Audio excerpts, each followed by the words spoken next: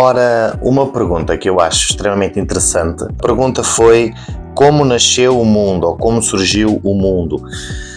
Bem, eu aqui tenho de dizer que existem várias teorias, várias maneiras de encarar isto cientificamente.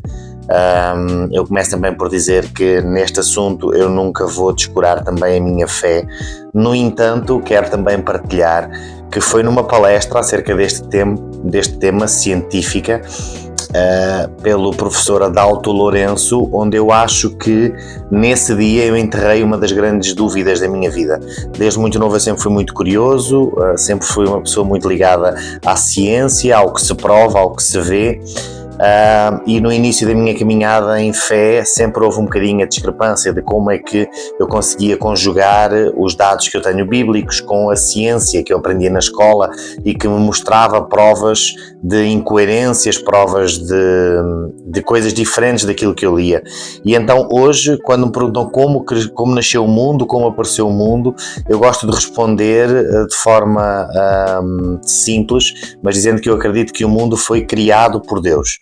Eu acho que tudo aquilo que existe é criação de um Deus perfeito, de um Deus onipotente, de um Deus onipresente, e acredito que hoje, embora não seja uma teoria científica, porque não cumpre todos os seus fundamentos, acho que ideologicamente e intelectualmente poderemos aqui considerar o design inteligente como algo que tem vários fatores que nos apontam e que nos guiam naquilo que é o fenómeno da criação do mundo.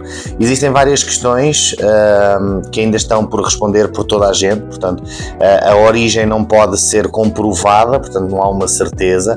Existem, no entanto, vários indícios nos diversos sentidos e que todas as teorias existem ainda porque há indícios para isso. No entanto, eu acredito que ele foi criado e respondendo a uma pergunta muito antiga, ou uma pergunta que geralmente fazem pessoas que defendem o design inteligente ou a criação e que nos falam da idade do mundo e como alguns testes comprovam.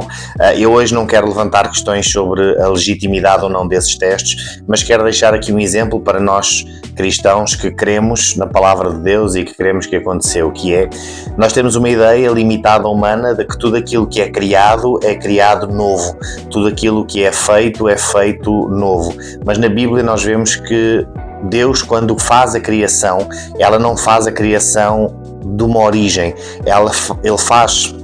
Deus faz uma criação perfeita, complexa e funcional.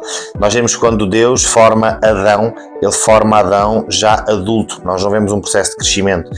Os animais foram criados já adultos, as plantas já foram criadas também, não todas como sementes ou como brotos, mas já adultas. E eu acredito que o próprio universo e a Terra foi também criado num sentido em que já tudo foi criado funcional.